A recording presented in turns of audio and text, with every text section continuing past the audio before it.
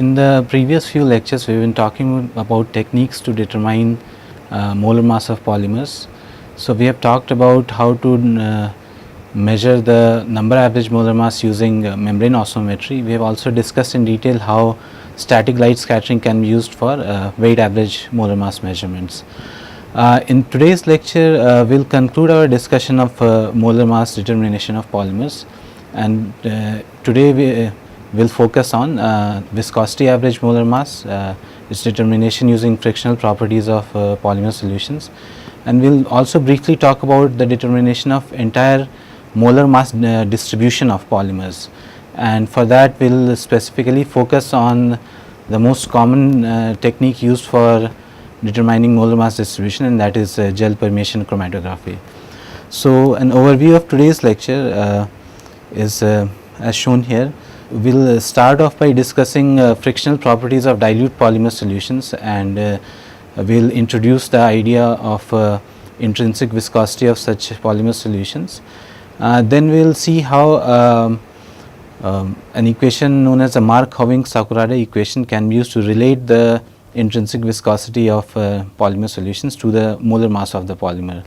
And we will see that for a polymer sample which has dispersity in molar mass, or which shows a molar mass distribution, for such systems this Mark-Huggins-Sakurada equation actually relates the intrinsic viscosity to the viscosity average molar mass.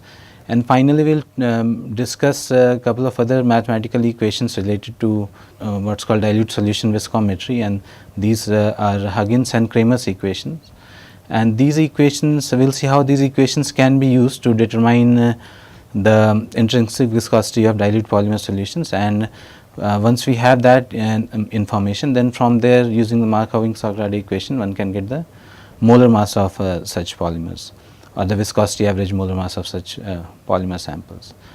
And in the towards the end of this lecture, we will also briefly talk about the determination of molar mass distribution of polymers. So, molar mass averages such as the number average molar mass, or the weight average molar mass, or the viscosity average molar mass, these are fine, and these give us some information about an average molar mass of the polymer sample. But an entire distribution of molar mass of a given polymer sample is of course more informative, contains more information about the distribution of chain lengths present in the sample and so on. So, it is very useful if we can obtain this molar mass distribution, and once we have this distribution, this entire distribution, then from there all the average molar masses that we have introduced, they can of course be calculated. So, we will discuss gel permeation chromatography as the method for determining this molar mass distribution. We will also briefly talk about, or just name a couple of other techniques which are also, or which can also be used for determination of entire polymer molar mass distribution. To start off, let us first begin by discussing a bit about frictional properties of dilute polymer solutions, because this viscosity average molar mass of polymer solution, it's determined using this concept of frictional properties, specifically type of viscosity of these dilute polymer solutions. So, when we talk about frictional properties of these dilute polymer solutions, then it's useful to consider two extreme limits. Okay. So, if we have our polymer molecules dissolved in a solvent, so that we have our solution, then there can be two extreme limits that can be considered from the point of view of frictional properties of these solutions. One limit is called the free draining limit, where when the solution when this flow, then it is assumed that solvent molecules can basically flow through the polymer molecules freely. What that means is that all the solvent molecules can flow past all the segments inside the chain of a given polymer molecule. So, solvent molecules can flow past the chain segments, and this kind of a limit is appropriate in describing the flow behavior of polymer solutions, where the polymer contains of short chain molecules, or the polymer behaves like a kind of a elongated rigid rod. So, if the polymer chain is highly rigid and the behavior is similar to a rigid rod, then one can think of this kind of limit being valid, where the solvent molecules can flow past all the segments present inside the polymer chain. The other limit is what is called the non-draining limit, and in this limit what is assumed is that a polymer basically behaves like a kind of an impermeable sphere, and the solvent molecules cannot flow in or out of this sphere. So, whatever solvent molecules are part of this impermeable sphere, they will remain in that sphere, and the polymer or the solvent molecules that are outside cannot go inside this impermeable sphere.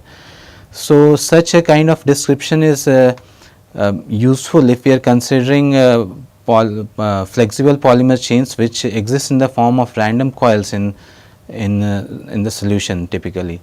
So, for such cases one can think of the polymer coils to be impermeable hydrodynamic spheres. It turns out that for most of the common polymers when dissolved in the solvent, they typically this flexible polymers typically will adopt this random coil kind of structure commonly. So, this non-draining limit is the more useful limit to consider. In general, a polymer solution, the frictional property can be thought of as being lying intermediate between these two limits, but since the flexible polymer chains are will tend to adopt this random coil configuration conformation. So, this non-draining limit is the one can say the closer approximation to the frictional behavior of such polymer solutions. So, we will focus on this non-draining limit, and further description will be based on this non-draining limit of polymer solutions. So, this is the limit that we will consider, and since in this limit the polymer molecules are assumed to be impermeable spheres, impermeable hydrodynamic spheres. So, what one can do is to model the viscosity of such polymer solutions. One can start off with what is called the Einstein equation for viscosity of a suspension, where the suspension consists of rigid non-interacting spheres. So, that Einstein equation, which was developed by Albert Einstein, was initially for suspension of rigid non-interacting spheres in a solution, and that same equation will try to adapt for this polymer solution in the non-draining limit, because here we are assuming that the polymer chains are effectively behaving like hydrodynamic spheres. So, the entire solution can be thought of as the suspension of these spheres in the solvent phase. So, if we start off with this kind of an assumption, then the Einstein equation can be used, and here this eta denotes the viscosity of the solution, eta naught denotes the viscosity of the pure solvent. So, of course, when we add polymer to the pure solvent, the viscosity will increase and eta will be higher than the eta naught. And according to Einstein equation, that increase in viscosity is related to phi by 2 times phi 2, where phi 2 is the volume fraction of the our polymer which are being represented as spheres in the solution. Next we can think about how this volume fraction phi 2 can be related to the concentration of the polymer in the solution and to some other quantities. So, this phi 2 can be related to concentration using this relation, where the VH that we have written here, it is called the hydrodynamic volume, and it is the volume of the effective sphere which we are using to represent our polymer chain, which exists as let us say in the coiled form. So, the VH is the hydrodynamic volume of the effective sphere, and phi 2 can be written as C by m, where C is the concentration of the polymer in the solution, m is the molar mass of the polymer, and right now we are talking about just polymer having a unique molar mass. Later on we will talk about the molar mass dispersity. So, the m is the molar mass of the polymer, this is the Avogadro number as then based on the notation that we have been using till now. And how this equation can be derived, one can think of this phi 2 as, let us say, n times VH by V, where this n that we have written here, this n is the number of polymer molecules present, so which is equivalent to saying the number of impermeable spheres present in our solution. VH is the volume of one such impermeable sphere. So, number of molecules times the volume VH, that gives the total volume occupied by the polymer molecules in the solution, and this V, this is the total volume of the solution. So, the volume occupied by the polymer divided by the volume of solution, that is the volume fraction of our polymer. Now, from the expression that we have written here, from here this equation can be readily derived. So, what one needs to do is express this number of polymer molecules in terms of moles of polymer molecules and the Avogadro number. So, we can write this simply as this small n, which represents the moles, number of moles of polymer molecules, times the Avogadro number divided by, let us say, V, and then multiplied by, of course, VH. And this what we can do is multiply and divide by the polymer molar mass m. So, if we do that, we get n times, let us say, m by V, okay, and this n Avogadro that we had, we can write here, the hydrodynamic volume also comes here. So, these two, and since we have multiplied by the polymer molar mass m, we can divide, we will have to divide by the molar mass m as well to keep the expression same as before. And now, this n times m, this represents the number of moles times the molar mass of the polymer. So, this product is the total mass of polymer present in the solution m. So, this n times capital M by V, that is nothing but the concentration of the polymer in the solution expressed as mass per unit volume. So, this will become just concentration, and then we have n Avogadro hydrodynamic volume by molar mass. So, that is the expression that we have here. Okay. So, it starting from the basic definition of the volume fraction, one can, and the fact that we are considering the volume of a polymer molecule to be that of an effective hydrodynamic sphere, which is VH. So, using these as a starting point, one can develop this expression for phi 2. So, once we have this expression for phi 2, that can be substituted, of course, substituted back here, and what we can do is introduce a quantity known as specific viscosity, and then use Einstein equation to relate the specific viscosity to let us say the polymer concentration. So, the specific viscosity is defined as is represented by eta subscript Sp, and is defined as the viscosity of the solution minus viscosity of solvent divided by viscosity of pure solvent. So, here if we, in considering this term, if we use the Einstein equation, then it can be shown that the specific viscosity will just turn out to be phi by 2 times phi 2. So, specific viscosity by definition will be dimensionless, and it is if we are using Einstein equation to represent the viscosity of our polymer solution, then specific viscosity is just 2.5 times phi 2. And if for phi 2 the relation between the volume fraction of polymer and its concentration is this one. So, if you substitute this in place of phi 2, the expression for specific viscosity we get is this. So, we will take this as a starting point, and then in the next slide what we will do is develop an expression for what is called an intrinsic viscosity. So, let us just see first how intrinsic viscosity is defined. So, intrinsic viscosity it is represented by eta within the square brackets. So, intrinsic viscosity is defined as the ratio of specific viscosity to concentration in the limit of infinite dilution when concentration tends to 0. So, in that limit this ratio is the intrinsic viscosity, and the units of course will be inverse of whatever units we are using for concentration, because specific viscosity is unitless. And specific viscosity equation that we have developed in the previous slide, that also has been written here, and these two can be combined to again develop an expression for intrinsic viscosity. So, intrinsic viscosity is a measure of the intrinsic ability of the polymer molecules to increase the viscosity of the pure solvent. So, if we combine these two equations, then the expression for intrinsic viscosity simply becomes phi by 2 times Avogadro number times hydrodynamic volume divided by the molar mass of polymer.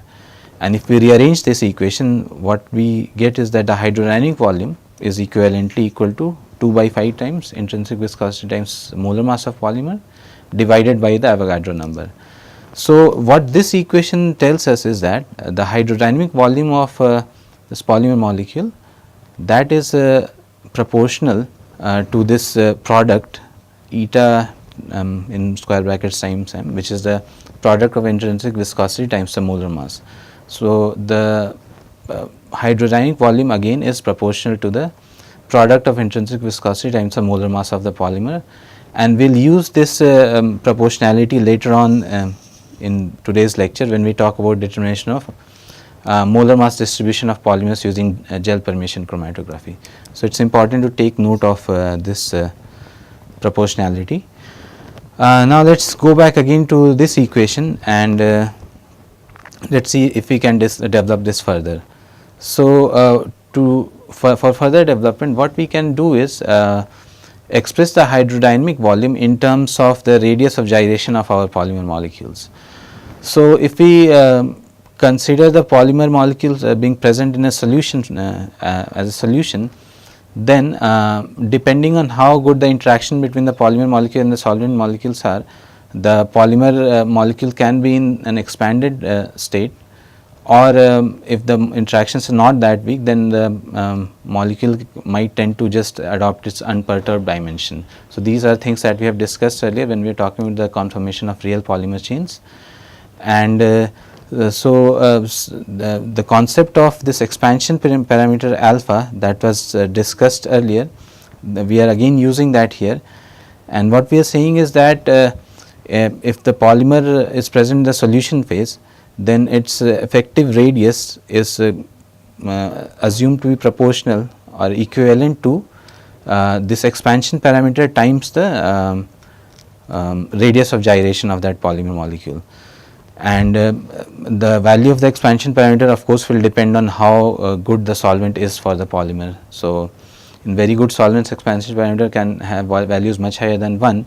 For theta solvent, we know that expansion parameter has value of 1.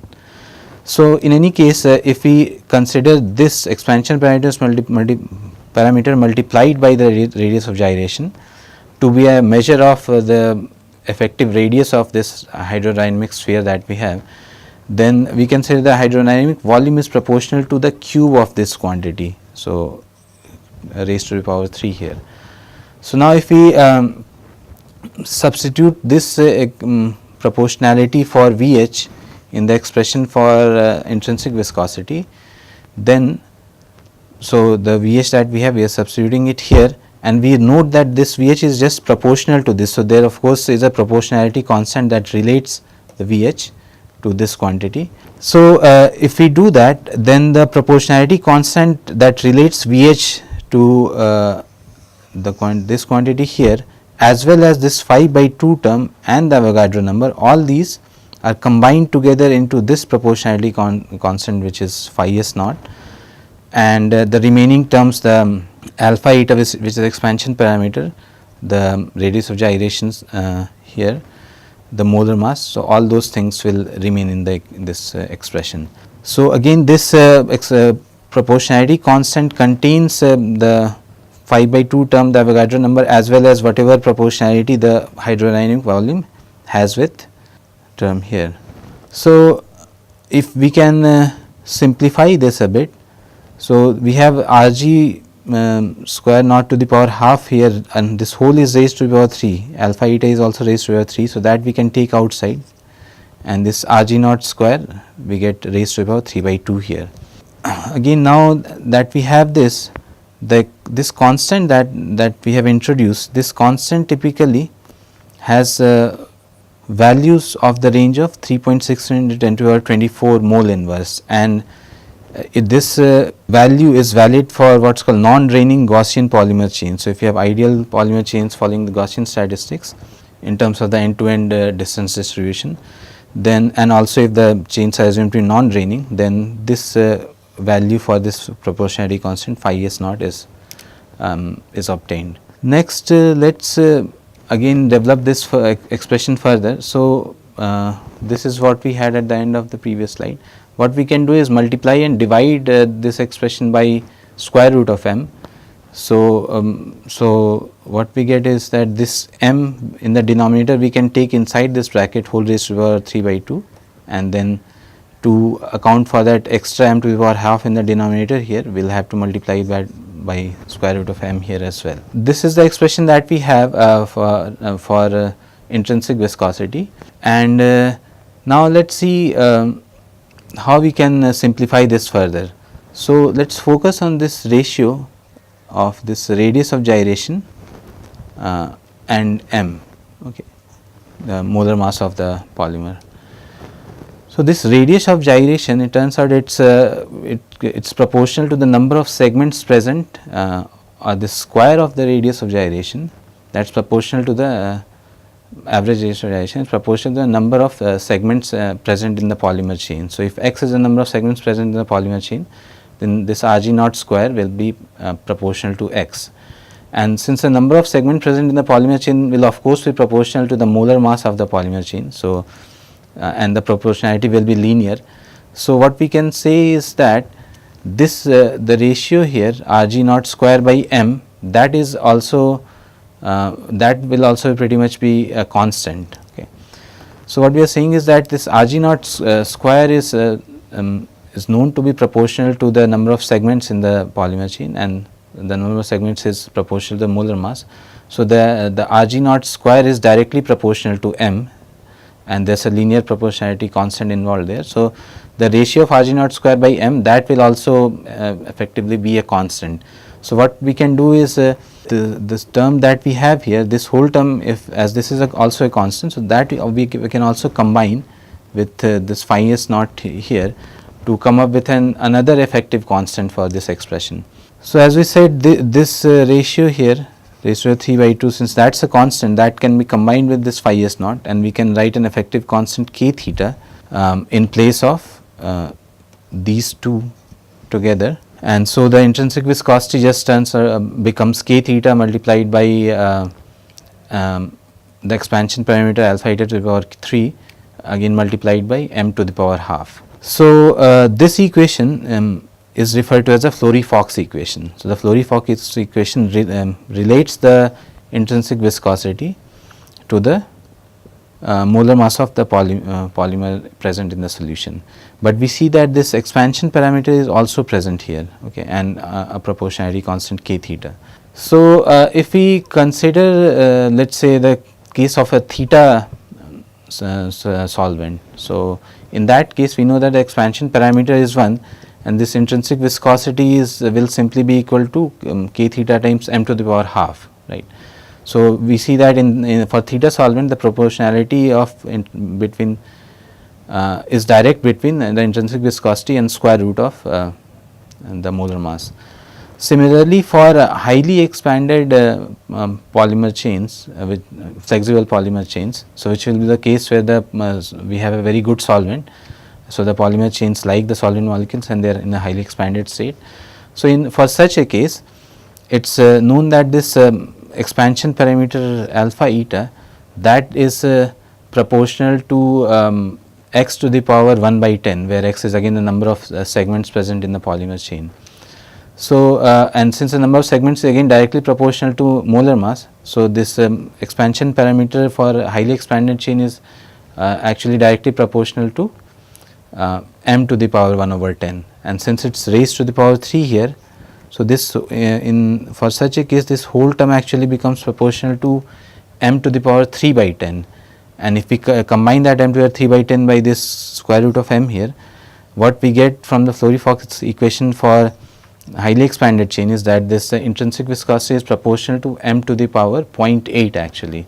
So, if you add the exponent 1 by 2 and 3 by 10, we will get 0.8. So, for theta solvent the proportionality is with m to the power half, for very good solvent where the polymer chain is highly expanded, the proportionality of intrinsic viscosity is with m to the power 0.8. So, these are the same things that are listed here, and these observations, what these observations suggest is that we have actually a general relation between the intrinsic viscosity and the molar mass of the molar mass of the polymer present in the solution. Just generalizing the Slurry-Fox equation, the Mark-Huggins-Sakurada equation actually relates the intrinsic viscosity and the molar mass of the polymer in this fashion. So, intrinsic viscosity is said to be some constant k multiplied by m to the power a, where this a and k and a are referred to as the Mark-Huggins-Sakurada constants, and these values are constants for a given polymer solvent system at a given temperature.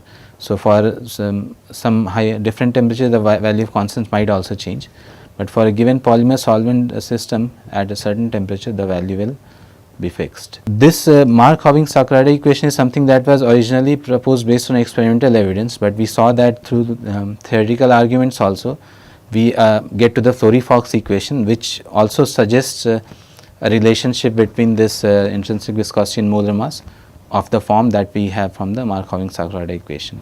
So, this equation that we have here, if we talk about the exponent a, the Mark-Huggins-Sakurada constant a, then the typical value of a is normally between 0.5 and 0.8. It can have a value above 0.8 also, but generally the range is between 0.5 and 0.8, and we discussed in the previous slide that 0.5 that value corresponds to theta condition and 0.8 is for a highly expanded chain. So, this value of a actually increases from 0.5 up to 0.8 as the degree of expansion of the polymer chain in the solution increases. Now, if we so all the discussion that we have had is when the polymer sample is such that it has a unique molar mass. So, all the polymer chains are of the same length, but usually that is not the case and we have a distribution of polymer chain lengths. So, for such a case, the effect of molar mass dispersity also has to be accounted for, and the Mark-Huggins-Sakurada equation actually can be written in this form, where instead of the molar mass of the polymer, the viscosity average molar mass of the polymer actually appears. So, we have discussed in the very first lecture the definition of viscosity average molar mass, and that was introduced as either this or this. So, this one is based on the number of molecules and this one is based on the number of moles, but both are equivalent. So, when we had discussed this viscosity average molar mass earlier, we had talked out the fact that this value, the exponent a here, its value is something that we will discuss at a later point. So, now we know that the a that appears in this viscosity average molar mass is actually the Mark-Huggins-Sakurada constant a. Okay. And we have not gone into details of how for the in the presence of molar mass dispersity the viscosity of average molar mass actually appears here, but it can be shown starting from the case of a very dilute polymer solution, and considering the fact that for such dilute polymer solution the specific viscosities viscosity of the overall solution can be related to the specific viscosity being contributed by each of the individual polymer fractions having different chain lengths. Ultimately, one can show that in the presence of molar mass dispersity, the viscosity of average molar mass actually appears in the Mark-Huggins-Sakurada equation. Now that we have introduced this equation, we now can see that for a polymer molar mass with distribution, this equation. So, we see that the molar mass or the viscosity average molar mass is can be obtained if one has a knowledge of the intrinsic viscosity of our polymer solution. Intrinsic viscosity is something that should be independent of the concentration of polymer solution, because it is defined in the limit of infinite dilution. So, it's the intrinsic viscosity as such is not dependent on the concentration of polymer solutions. So, if we can find the intrinsic viscosity, then by using the Mark-Huggins-Sakurada equation, we can find the viscosity average molar mass as well. So, let us now discuss a couple of ways in which intrinsic viscosity of this dilute polymer solutions can be obtained. Obtaining the viscosity or the intrinsic viscosity of dilute polymer solution, that comes under the area of what is called dilute solution viscometry. So, under that first we will discuss an equation called the Huggins equation, which can be used to find out the intrinsic viscosity, and we will also consider one more equation which is called the Kramer equation, and that we will also see how that can be used to determine the intrinsic viscosity of dilute polymer solutions. So, we begin by writing the specific viscosity as a power series of the product of these two, intrinsic viscosity and concentration. So, if we write the specific viscosity as the power series, we can write it as K naught times intrinsic viscosity eta times C plus K1 eta square C square plus K2 eta cube C cube and so on, higher order terms. We now focus on the case of a dilute solution. So, this power series will be valid for a solution that need not be dilute. Now, if the solution is dilute, then what we can do is truncate this series up to the first two terms only and neglect the higher order terms. Okay. And before that, there's one more thing that we can identify is that this K naught constant here is actually 1. So, how we do that?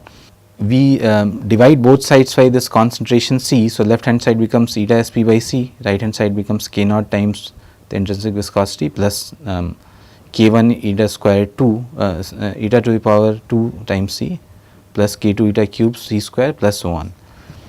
So, now if we take the limit of infinite dilution C tending to 0, the left hand side actually becomes the definition of the intrinsic viscosity. Okay. So, as we know that the intrinsic viscosity is defined as limit C tends to 0 eta Sp by C from and if we apply that limit in this equation, the left hand side by definition becomes the intrinsic viscosity and the right hand side will see just becomes K naught times the intrinsic viscosity, because as C tends to 0, all the higher order terms, all the terms containing C, these will become 0. So, from this we note that the value of K naught has to be 1. So, now if we consider the dilute solution behavior, we can truncate this equation only up to the after the first two terms. Okay. So, for dilute solutions, if we are instead considering this equation, then again after this term all the higher order terms we can truncate. So, all the terms containing C square and higher, we can neglect assuming the solution to be dilute enough. So, in that case this ratio eta Sp by C, this is simply equal to the intrinsic viscosity plus some constant Kh times intrinsic viscosity square times the concentration of polymer solution. So, if we again compare the equation that we have here obtained by truncating this equation, we can see that the Kh here is nothing but the K1 here that we have. So, the constant Kh is the K1 that we had in the original equation here, and this ratio eta Sp by C, this is referred to as what is called the reduced viscosity. So, this eta Sp by C, this is called the reduced viscosity, and this whole equation inside this box, this is known as the Huggins equation. Okay. So, this is the Huggins equation, it is valid for dilute polymer solution, so that the product of intrinsic viscosity times concentration is much less than 1. And also the Kh that we have here, we noted that that is equal to K1 and that is called the Huggins constant. So, this Kh Huggins constant, which is also the same as K1, typically its value lies between 0.3 and 0.5, and the lower value corresponds to a good polymer solvent interactions, a good solvent, and the higher value of 0.5 will correspond to a kind of poor solvent. So, that is the Huggins equation, and we see that now using this equation, if we make a plot of this eta Sp by C versus concentration, it should give us a straight line, and from that straight line the intercept of that straight line will give us the intrinsic viscosity. So, that is how we can use Huggins equation to find the intrinsic viscosity experimentally. Next, let us consider one more equation which is called the Kramer equation, and that can also be used for finding the intrinsic viscosity of dilute polymer solutions. For the case of for the Kramer equation, let us start by defining what is called relative viscosity, which is the ratio of just the solution viscosity to the solvent viscosity. So, that is eta by eta naught, and by definition of specific viscosity, this is equal to 1 plus eta Sp. Next, let us consider the term log of 1 plus eta Sp. So, ln of 1 plus eta Sp. So, this ln of the relative viscosity or the ln of 1 plus eta Sp, that we can write as a Taylor series expansion in this form, and that just comes from the standard expression for expansion of ln of 1 plus x, provided that this x has an absolute value less than 1. So since we are talking a dilute solution, of course the eta sp will generally have values much less than 1. Okay. So so this condition will be valid, and we can write the ln of 1 plus eta sp as an Taylor series expansion of this form. And again, since the solution is dilute, we can just consider the first two terms and neglect the higher order terms. Okay. So what we are doing is neglecting the eta sp to the 3 and higher order terms, considering the fact that the solution is dilute. So we get ln of this relative viscosity is equal to eta sp minus eta sp square by 2 approximately. Now we go back to the Huggins equation in the previous slide and use the expression for eta sp that we had developed for Huggins equation in Huggins equation, and we'll try to substitute that expression here. So from Huggins equation, just by rewriting it, we can say that the eta sp is equal to the product of intrinsic viscosity and concentration plus Huggins constants times this intrinsic viscosity square times c square. So that we can substitute here for eta sp. For eta sp square, what we can do is just take the square of this whole expression. So if we do that, approximately we can say that eta sp square is just this intrinsic viscosity square times concentration square, where we are neglecting the terms, higher order terms containing these quantities, because again the solution is dilute. So if we neglect these terms containing these, then we will just be left with eta sp square being approximately equal to this term.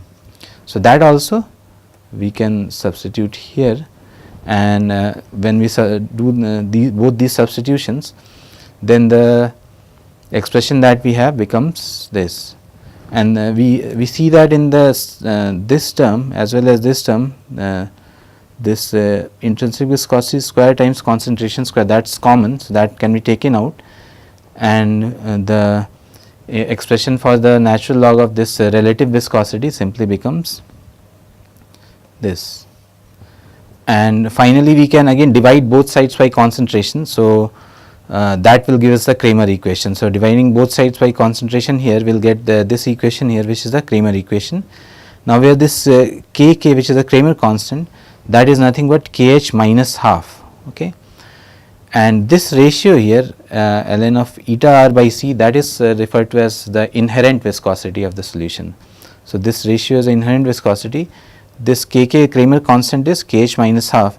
So typically, since kh has a value between 0.3 and 0.5, so generally the Kramer constant will be negative. Okay. So the slope of, if we plot this inherent viscosity against concentration, then the plot usually will have a negative slope. So it will be a straight line going down, and again the intercept of that plot, that will should give us the intrinsic viscosity. So these are two approaches, a Huggins equation or Kramer equation, which can be used, either of which can be used to obtain the intrinsic viscosity as the intercept of the straight line that we get.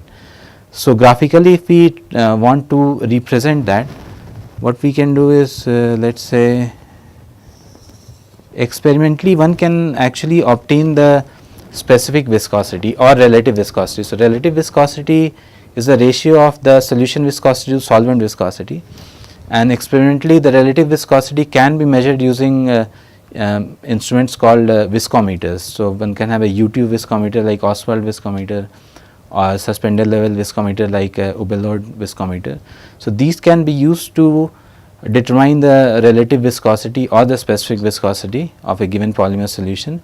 And what's done there is the time required for the polymer solution to flow between 2 points marked on this certain tube present in this viscometer, that is noted, and that is compared with the time required for a pure solvent to flow through between the same 2 points. Okay.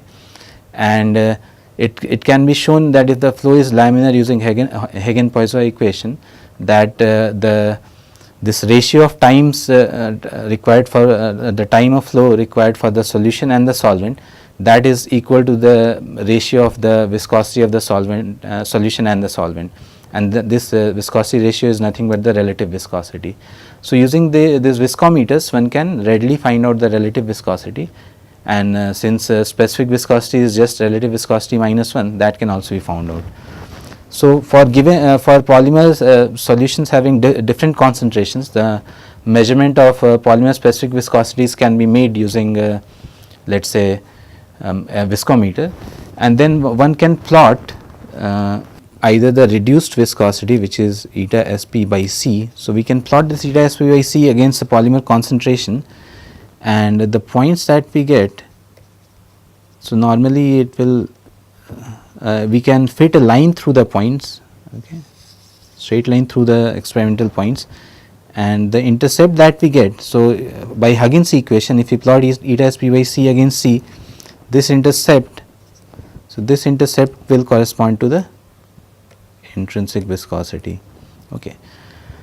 Or if we want to use a Kramer equation, then we can plot the inherent viscosity, which is ln of eta r by C. So, relative viscosity again something that we can measure directly from a viscometer.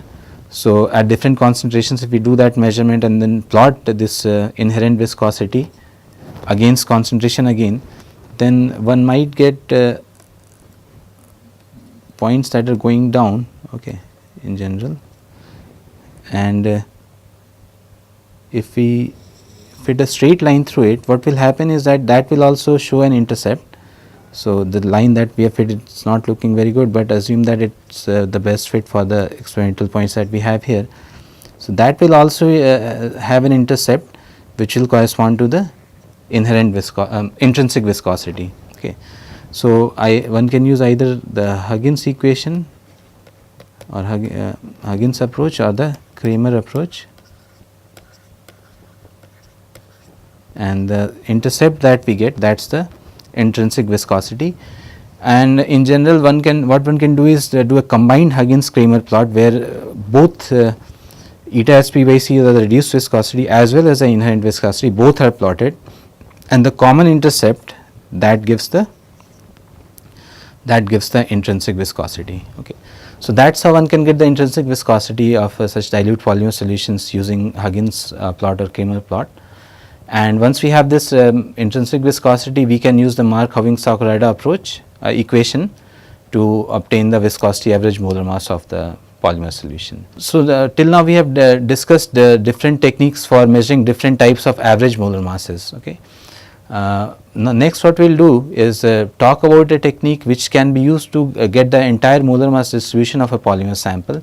So, that makes it a quite powerful technique, because if we have the entire molar mass distribution, we have more information about the distribution of chain lengths in the sample, and any kind of average molar mass we can always obtain mathematically from the full molar mass distribution if we have that. So, molar mass distribution, as we just discussed, is important, and if we have that knowledge, we have it is much more desirable than just having the values of certain average molar masses. So, the technique that we will discuss briefly for determining the molar mass distribution is called the gel permeation chromatography, or GPC, and it is a powerful method which can be used to get the complete molar mass distribution of polymer samples in relatively small amounts of time. It is a type of what is called a size exclusion chromatography. So, we will discuss how this GPC or gel permeation chromatography is based on the principle of size exclusion. In general, what is done is that a dilute solution of the polymer sample whose molar mass distribution that we want is prepared, and this dilute solution is injected into a solvent that is flowing through this GPC, and the solvent stream actually flows through a column of this GPC, and this column is packed with porous beads of certain gel like material. Okay. So, the solvent flows through this packed column of porous gel beads, and the solvent actually carries the dilute polymer solution along with it. So, all the polymer molecules that are present, they are carried along by the solvent flow through this column, GPC column, and then subsequently they come out of the column and are detected. So, the So in GPC terminology, usually it's said that the polymers are eluted out of the column at certain times, and that elution is or the what's called elution volume is actually used to ultimately obtain a measure of the molar mass distribution. So we'll see how that's done.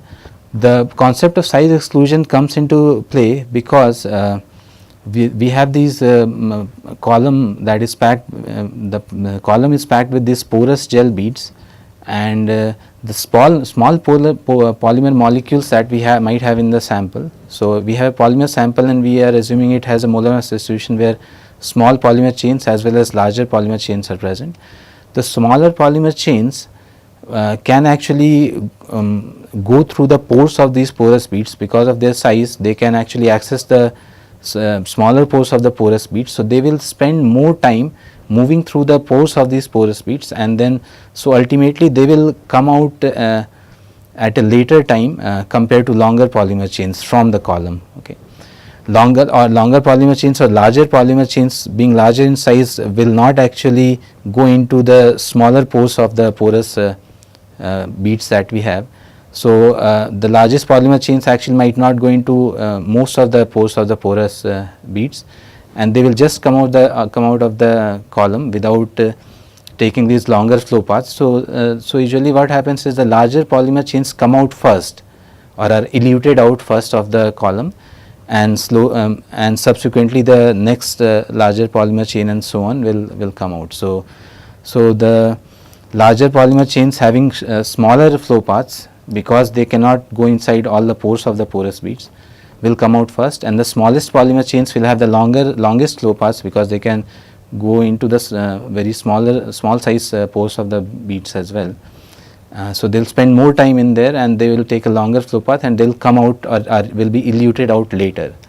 So what that says is that the polymer molecules elute out of the column in the order of decreasing molar mass. So the highest molar mass polymer sample polymer chains will come out first, and then so on and so forth, and the smallest molar mass polymer molecules will come out the last. Okay. This whatever polymer solution is coming out, whatever the solvent is coming out along with and bringing the polymer molecules along with it, the concentration of polymer molecules in this solvent flow is actually measured or detected outside the column, and this a plot of this concentration of the polymer molecules that we get against the elution volume is constructed, and that is the chromatogram that one obtains. So this elution volume V that we have introduced here, let us just briefly discuss what this means. So elution volume is basically the volume of solvent that flows or that is required to elute a polymer starting from the point at which the polymer solution is injected all the way up to the point where this polymer is being detected. Okay. Injection of the entire polymer sample takes place at a single point, whereas elution so at the same time all the polymer sample chains of different lengths are injected into the flow stream, but because of the different flow paths being taken, they are eluted out at different times. So correspondingly the solvent volume for these different chains that are being eluted, that is also different. So this volume of solvent that is required to elute the polymer species from the point of injection to detection, that's elution volume, and it will be different for polymer chains of different lengths. So again the larger polymer chains will come out first, so they will correspond to a smaller elution volume, whereas the smallest polymer chains take much longer time to come out, so they will correspond to a higher elution volume V. Our aim is to get an estimate of the molar mass distribution. So if we can relate the molar mass to this elution volume, then that will make our life easier. So to obtain the molar mass distribution, a relationship between the molar mass of the polymer that's coming out and the corresponding elution volume is required. So for a certain elution volume, it will correspond to polymers having a certain molar mass, and as we get concentration polymer concentration signals at a set of elution volumes, those will correspond to a set of molar mass of the polymer chains that are present in the sample. So from there the molar mass distribution can be estimated. So, that is why a relation between the elution volume and the polymer molar mass is important. So, to do that, what we recognize and what we have discussed in the initial part of this lecture is the hydrodynamic volume. In a polymer solution, hydrodynamic volume can be considered to be a measure of the molecular size of the polymer. So, again we are assuming the polymer chains to be flexible and that the non-draining limit will be approximately applicable. So, this hydrodynamic volume, if we are taking it to be the measure of molecular size of the polymer, then we know that this hydrodynamic volume is related to the intrinsic viscosity that we have already discussed at the very beginning of this lecture. So, we saw that the hydrodynamic volume is proportional to intrinsic viscosity times the molar mass, okay, and you can go back in this lecture and check this. So, this we had discussed in one of the very second slide probably of this lecture. So, this proportionality, what that suggests is that this product of eta times m, that is also a measure of the size of the polymer molecule. So, now we know that as the polymer molecular size is increasing, that is the chain length is increasing, the elution time is decreasing. So, for larger polymer or the elution volume is decreasing also. So, for larger polymer chains the elution volume is smaller. So, for smaller polymer chains elution volume is larger. So, in other words we can say that what we can say that as the elution volume is increasing, the molecular size is actually decreasing. So, smaller molecules correspond to higher elution volumes. So, the molecular size which is characterized by this product, that is decreasing, and it can actually be shown that this decrease with increase in V, the decrease in the log of this quantity, that is actually approximately linear. So, what we have discussed is that this log of this quantity is decreasing with V. Now, we can use a Mark-Huggins-Sakurada equation, and which relates this intrinsic viscosity to the molar mass. So, if we use a Mark-Huggins-Sakurada equation and again take the log of both sides, first multiply both sides by m and take the log of both sides, this is the expression that we will obtain. Okay. So, this we can obtain by Mark-Huggins-Sakurada equation, and from here what we see is that this constant A is positive. So, this 1 plus A is also positive, and this will have a positive slope. So, what that means is that if log of this intrinsic viscosity times mass is decreasing, just the log of the molar mass of polymer is also decreasing. So, the calibration plot that we are looking for, which is a relation between the molar mass of polymer and the elution volume, that by considering these two facts, that it also turns out that the calibration plot of log of molar mass of polymer against the elution volume is also approximately linear, okay, and it tends to decrease. So, this log of m tends to decrease linearly with increasing VE. So, if we plot, let us say, log of the polymer molar mass against VE, we can say that over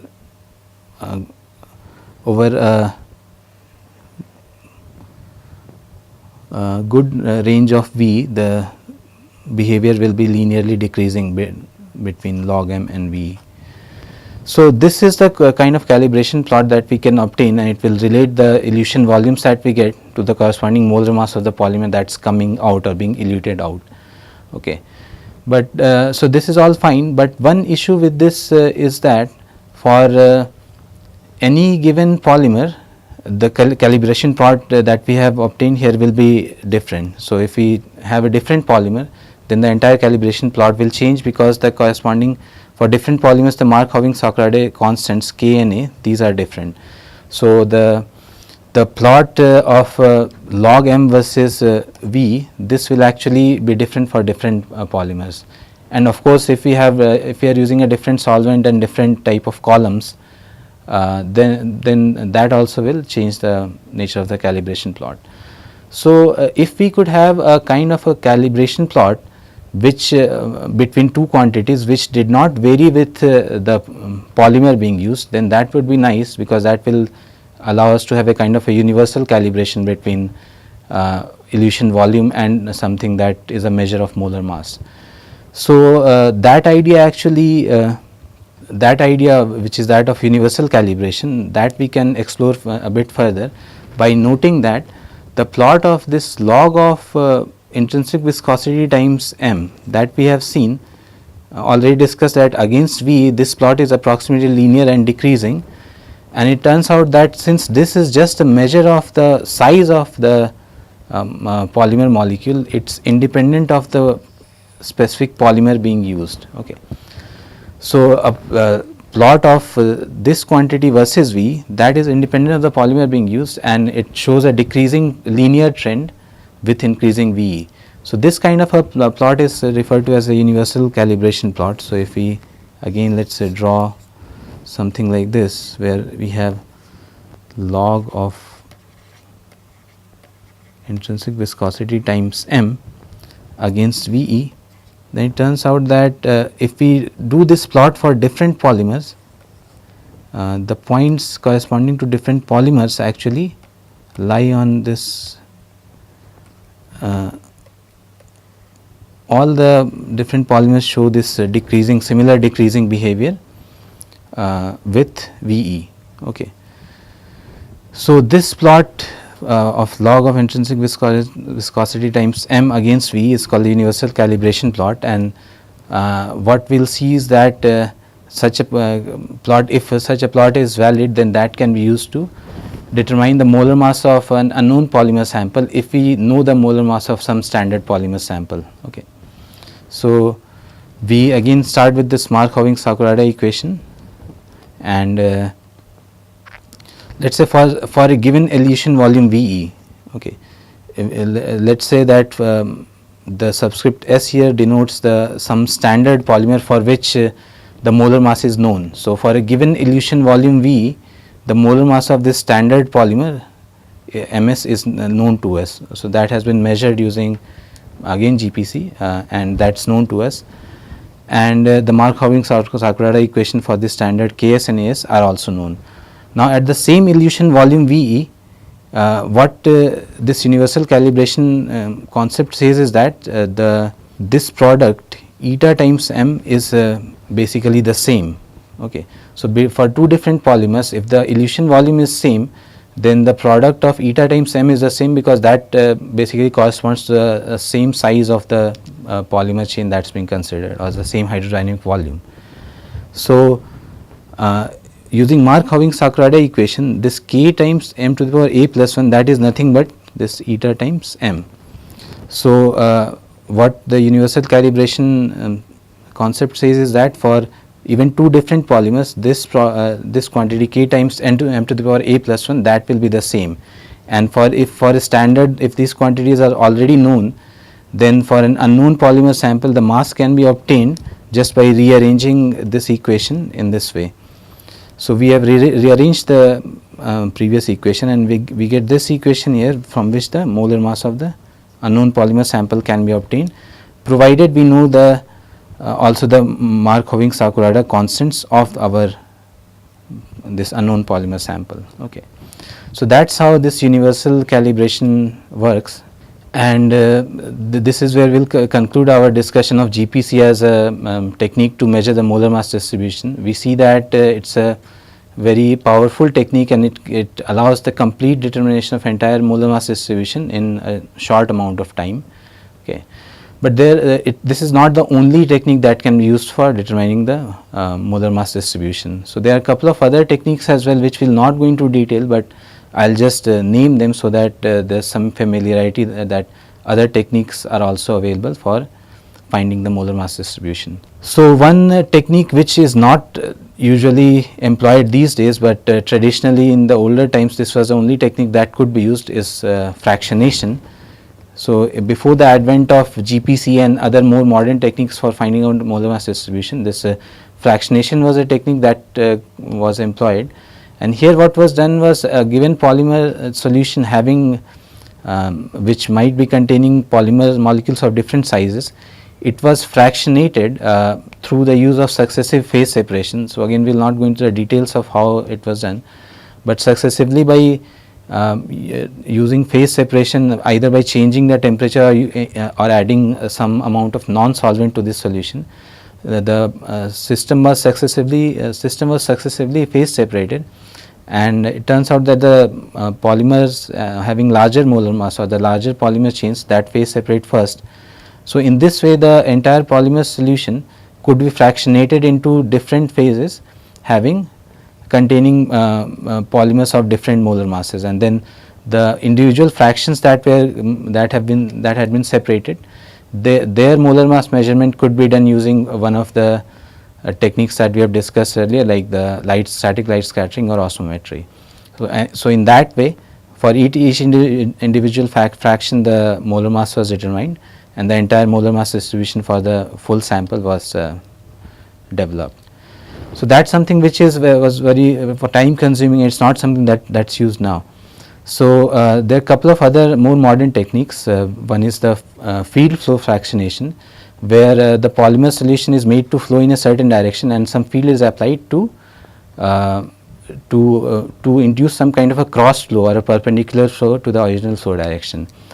And there's another technique which can also be used for determining the molar mass distribution, which is the mass spectroscopy or MS. So for polymer long chain molecules, the traditional MS is problematic because it involves converting the polymer or the molecules into ions, and for long chain polymer molecules that could lead to fragmentation of the molecules. So some specialized techniques for ionizing the polymers have been developed, and these can be used to actually determine polymer molar mass distribution. So a couple of such techniques are electrospray ionization and matrix assisted laser desorption ionization, or MALDI.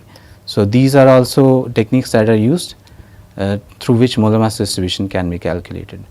With that, we would like to conclude not just this lecture, but the series of the past few lectures where we have discussed different techniques to find out the molar mass of polymer samples. So membrane osmometry for number average, static light scattering for weight average, viscometry for viscosity average, and gel permeation chromatography for molar mass distribution. Thank you.